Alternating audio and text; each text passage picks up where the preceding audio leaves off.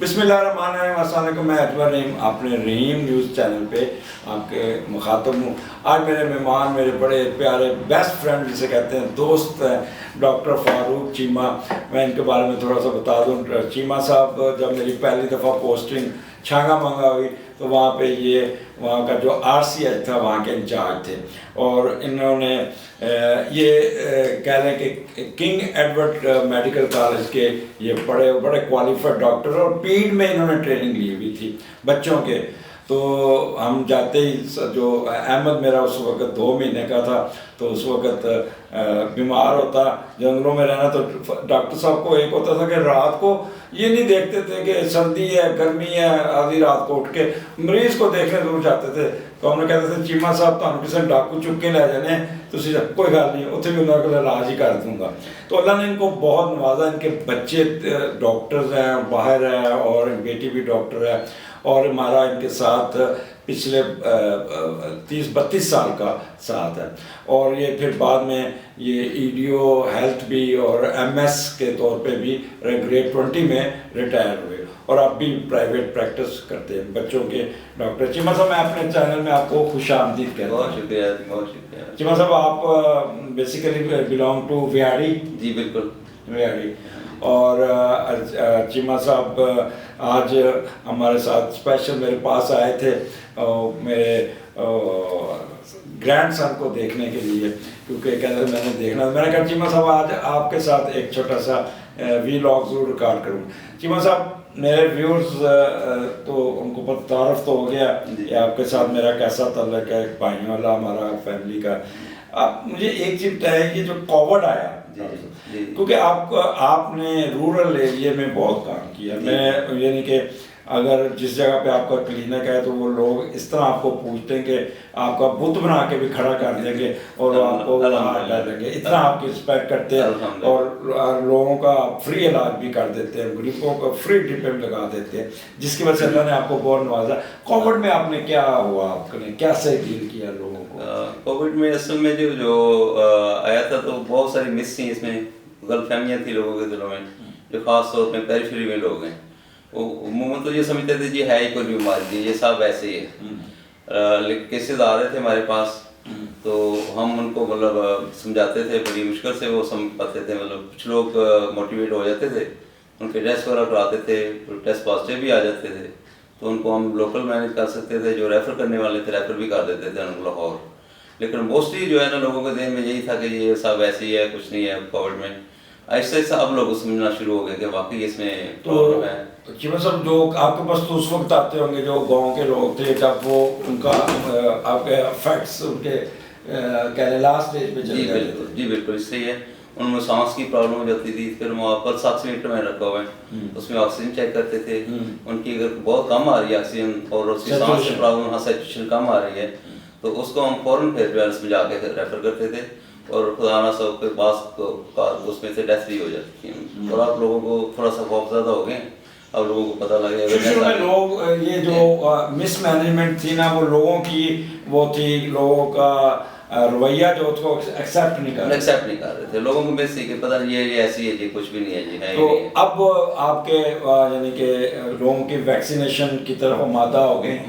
काफ़ी लोगों ने मतलब RSCs पे भी और बेसिक एलिमेंट पे भी वैक्सीनेशन हो रही है, तहसील हेडक्वार्टर में भी हो रही है और घरों में भी जाके, जिस तरह पोलियो की वैक्सीनेशन है, अब हमारी टीम में जो महकमे की हैं वो घर घर जाके वैक्सीनेशन करा रही हैं और आप लोगों को टीके लगवा रहे हैं, वैक्सीनेशन करवा रहे हैं। और उससे क्या आपको इम्प्रूवमेंट नज़र आई कि लोगों में वो जो अटैक्स कम हो गए? जी, वो केसेस कम हो गए हमारे। चीमा साहब जी, अक्सर टीवी पे हम सुनते हैं कि जी रेशो फिर बढ़ गई है, फिर होगी, जैसे आजकल एक नया ओमिक्रॉन आ गया और फिर वो आपने अभी बूस्टर डोज का, मैं उस तरफ आता हूँ, पर ओमिक्रॉन के बारे में थोड़ा सा बताएं कि ये क्या चीज़, फ़र्क क्या है उसमें और कोविड में? ओमिक्रॉन है तो वही वायरस है, लेकिन मुझे ना वायरस का होता है ये अपने आपको ना चेंज करती रहती है, इसमें म्यूटेशन होती रहती है, अपनी बदलती रहती है आपकी शेप। तो वो ये है कि इसमें ये तो स्प्रेड बहुत जल्दी होती है और लेकिन इसकी सीवियरिटी कम है। दूसरी जो पहले वाली वेरिएंट्स थे ना, उसमें इतनी ज़्यादा इसमें सीवियरिटी, लेकिन स्प्रेड बहुत जल्दी होती है।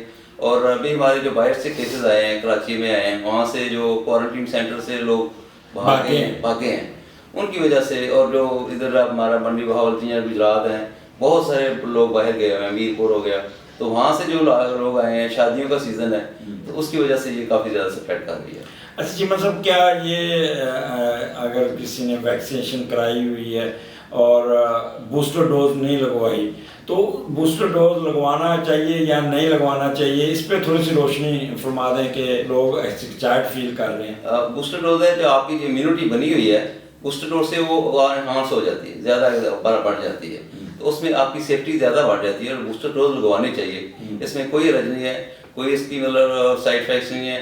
वक्ती तौर पे थोड़ा सा हो सकता है, कोई पेन शेन हो या आपको फीवर हो जाए, उसके लिए आप पैराडाल वगैरह ले सकते हैं, तो इसमें कोई हर्ज नहीं, लगवानी चाहिए। अब जैसे 6 माह हो गए हुए हैं, तो वो उसको बूस्टर लगवानी चाहिए। पहले तो था 30+, अब उन्होंने कहा दी मेरे 18+ लगवा सकते हैं, जो 18 साल। अच्छा चीमा साहब, यहाँ पे एक एक्सपो सेंटर बना था, वहाँ पे जाके लगते थे, अब वहाँ पे सुना खत्म कर दिया, तो अब किस किस जगह पे हम जाके लगवा सकते हैं? अब जितने भी वैक्सीनेशन सेंटर हैं, हर अस्पताल में वैक्सीनेशन सेंटर है, वहाँ से आप बूस्टर डोज लगवा सकते हैं। बेशक प्राइवेट भी हो, प्राइवेट भी, हाँ हाँ जी, वो बूस्टर डोज किसी भी सरकारी अस्पताल से जो है ना, हर अस्पताल में ये इसकी सहूलत मौजूद है, वहाँ से आप लगवा सकते हैं, और लगवानी चाहिए जिसको 6 माह पूरे हो चुके हैं दूसरी डोज। अच्छा डॉक्टर साहब, एक चीज़ और लोगों में आती है कि ये चाइनीज़ की जो वैक्सीनेशन है वो है, और फिर जो बाद में ये फाइजर आ रही है, तो ये लगवाई कुछ, इसमें भी थोड़ी सी रोशनी डाल दें कि अगर आपने पहले चाइनीज़ लगवाई है तो फिर वही दूसरी फाइजर ही लगवानी चाहिए। अगर पहले भी आपने चाइनीज़ लगवाई है, तो चाइनीज़ वैक्सीन जो है ना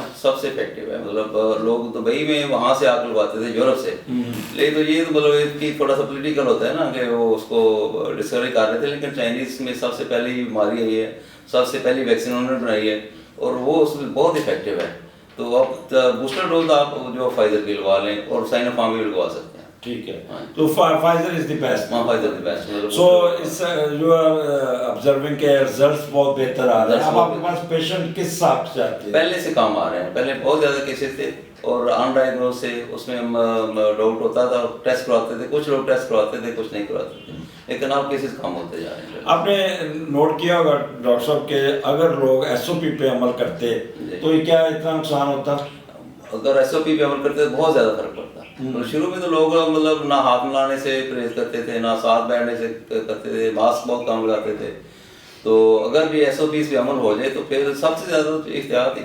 अच्छा डॉक्टर साहब, आपके इर्द गिर्द पेशेंट इतने जमा हुए होते हैं, आपने अपने बारे में कैसे बचे, कैसे आप पेशेंट ने तो कोई लिहाज नहीं किया। अच्छा, वो तो उसी तरह समझाने के बावजूद आते हैं, नो मास्क नो सर्विस। अच्छा, लेकिन अब वो क्या उनको समझाएं, वो आते थे, इतने पुराना तलक वास्ते हमसे। अच्छा, बंदा उनको रिफ्यूज भी नहीं कर सकता, लेकिन खुद अपने को बचाया हुआ था, मास्क लगाए थे, एसओपी से अमल कर रहे थे, सैनिटाइजर रखा हुआ था, तो जितनी हम थोड़ा सा डिस्टेंस भी रखते थे। तो अल्लाह ने अल्हम्दुलिल्लाह, अल्लाह का शुक्र है कि बचत हो, क्योंकि कई डॉक्टर भी इस मरीज में शुरू में बहुत सारे हमारे बड़े प्रोफेसर हैं, मतलब निश्चित अफसर के, और बहुत सारे उनकी डेथ हुई है, बहुत सारे हमारे हेल्थ वर्कर्स की डेथ हुई है इसमें। अल्हम्दुलिल्लाह, मैं अल्लाह ताला। अच्छा, ये तो जो डॉक्टर हज़रात है ना, इनकी जो होगी, इनको तो शोधा का दर्जा देना जी बिल्कुल, बस और वही चीज़ देनी चाहिए जो आर्मी का एक सिपाही शहीद होता है, उसके बाद उसकी फैमिली को नवाजा जाता है और दिया जाता है, वो ठीक है, वो हमारे मुल्क की खातिर वो जान दी, लेकिन इन्होंने भी तो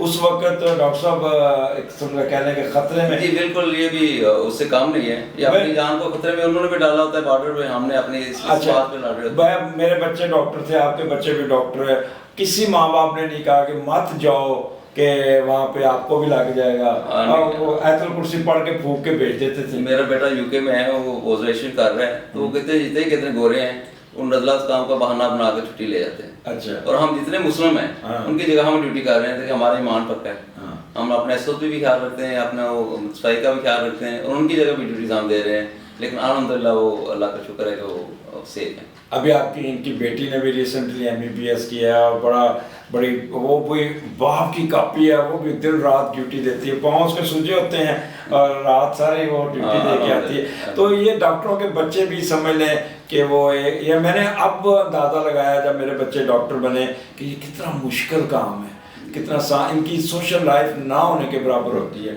अच्छा डॉक्टर साहब, आजकल ठंड बड़ी आ गई, ये इसमें थोड़ी सी फैमिलीज़ को, बच्चों को, ये इसमें क्या ख्याल अपना कवर करना चाहिए ताकि कोरोना से भी बचें और दूसरी बीमारियां भी आपको पता है तंग करती हैं? इसमें खास तौर पे बच्चों पे ज़्यादा अटैक्स होते हैं सर्दी का, और सबसे ज़्यादा सर्दी जो है ना सर की तरफ से लगती है 80%, और सर को कवर रखना सबसे ज़्यादा ज़रूरी है। अच्छा, हाँ जी, मतलब सर कवर होना चाहिए, और उसके बाद बाकी कपड़े गर्म और हल्के पहने, बहुत टाइट बहुत ज़्यादा सर पहनाने के लिए घर में गर्म हूँ और हल्के मतलब ज़्यादा लाइट जिस्म को गर्म भी रखे, लेकिन वो बिल्कुल खींच के ना रखे।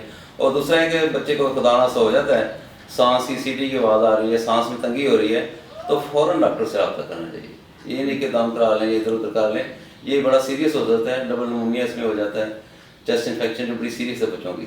नाज़रीन, यहाँ पे थोड़ा सा बैटरी ख़त्म हो गई थी, सिलसिला मुनक़ता हो गया था। मैं चीमा साहब से सवाल पूछ रहा था कि बच्चों की केयर कैसे करनी, वो बता रहे थे कि बच्चों के कपड़ों को कपड़ा गर्म करना चाहिए, सर कवर रखना चाहिए, सर्दी से बचा के रखना चाहिए, और ख़ास तौर पर जब उनको साफ़ करना है या कपड़े चेंज करने हैं तो उसकी माहौल गर्म होना चाहिए।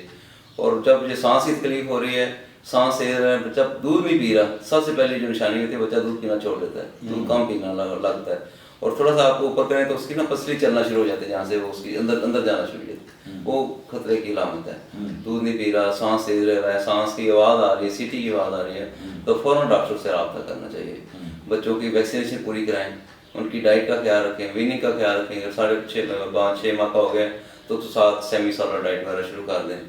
अच्छा, ये अक्सर चिमा साहब आपने नोट किया, बच्चे वो हिफाजती टीके लगवाने में भी सुस्ती दिखा देते हैं। ये इसमें बड़ी कोताही की बात है, ये गवर्नमेंट की तरफ से ब्लेसिंग है कि आपको मुफ्त टीके लगा रहे हैं। अगर कहीं प्राइवेट लगाएं तो हज़ारों रुपये लगेंगे इसमें। हाँ, नहीं वो और इसमें 10 बीमारियां को टीके लगाते हैं, ये जरूर लगवाने चाहिए और टाइम पे लगवाने। और बड़ा अच्छा इंतजाम है हॉस्पिटल बहुत अच्छा इंतजाम है। इवन चिमा साहब, मैं आपका हेल्थ डिपार्टमेंट का कि प्राइवेट हॉस्पिटल में आपके यूनिट बैठे हैं। जी हाँ, ताकि आप इसमें कोताही मत करें, बच्चों के फांसी के जरूर लगवाएं। और डॉक्टर साहब की यकीन करें कि डॉक्टर साहब के बारे में ये इनके मुंह पे तारीफ करने वाली बात है, ये जनती हैं, इन्होंने हुकूक आबाद पे इतना काम किया कि इनके इर्द गिर्द गरीब, मेरे जितने मुलाजम थे, जितने माली, चौकीदार, गार्ड, ब्लॉक अफसर, जितने लोग जाते थे, चीमा साहब उनसे फीस नहीं लेते थे। पहले तो सरकारी अस्पताल में उनको दवाइयाँ देते थे, अगर उनके क्लिनिक पे भी चला गया तो उनको भी वहीं से अपनी दवाइयाँ दे के देते थे। तो लोग इनको यकीन कीजिएगा हाथ उठा के दवाएँ देते हैं। और मेरे बच्चों को तो रात को भी ये ऐसे ट्रीट करते थे जैसे अपने बच्चों को इतना नहीं टाइम देते थे जितना ये देते थे। तो मैं चीमा साहब आपका बहुत मशहूर हूँ कि आप आज मेरे पास आए। ये दरअसल मेरे पोते को देखने आए थे तो मैं इनको पकड़ के इधर ले आया, तो कह रहे थे, मैं कहा चीमा साहब हिस्ट्री रिपीट होगी, वो भी बच्चा जो छोटा अहमद आपके पास आता है, आपके साथ जो उधर 6-7 साल गुजरे छंगामंगा में, बाद में भी हारमोनी में, अटक में, जहाँ भी जाते थे हम इनका पीछा करते रहे। इनको हमने छोड़ा नहीं, जहाँ मुलाकात रही है इंशाल्लाह फैमिली का आपस में बहुत ज़्यादा प्यार मोहब्बत है, बच्चों का भी। तो इनका बहुत बहुत शुक्रिया कि इन्होंने मुझे अपने लीला में बुलाया, और मैं जितना कुछ बता सकूँ अल्लाह करे उस पर लोग अमल करें और बच्चों की हिफाजत कर सकें। चीमा साहब बहुत मशहूर हूँ, ये आपका इंट्रोडक्शन थे। अब चीमा साहब अक्सर मैं इनको पकड़ूँ करूँगा, और हमने एक मेडिकल का भी शोबा शुरू कर रहे हैं रहीम न्यूज़ पे कि लोगों को वहाँ पे गाइडलाइन, लोगों को एडवाइसेस दिया करेंगे मुख्तलिफ डॉक्टरों की। मुख्तलिफ मेरे अपने घर में मुख्तलिफ वैराइटीज़ हैं। चीमा साहब के बच्चों के पास भी चीमा साहब भी हैं, इनके दोस्त भी हैं। इंशाल्लाह ताला इस मेडिकल को जो प्रोग्राम को हम आगे बढ़ाएंगे। मुझे इजाज़त दीजिए, अल्लाह हाफिज़।